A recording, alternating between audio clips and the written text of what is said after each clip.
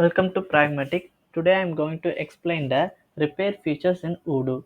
So once we install the repair module, we can able to see, go to the products, set a product, we can able to see one option called create repair. When we toggle this, what will happen whenever we create a new order for this particular product, automatically a repair order will be created. For example, I'm going to the sale order, creating a new order with the same product, acoustic block screens, confirming it. So when we confirm, automatically a repair order will be created. Moving to the repair order. In the repair order, we can able to see the repair request with that product name and product to repair automatically updated. And in the return, if we have any return orders for this particular product, we can able to select it from here.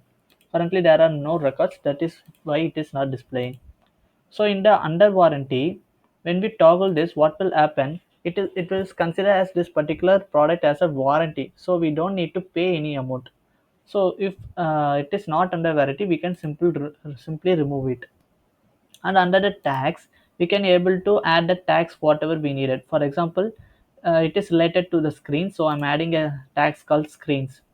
We can also see that particular tags under the repairs configuration tags. Here we can able to create and utilize it in our repair orders.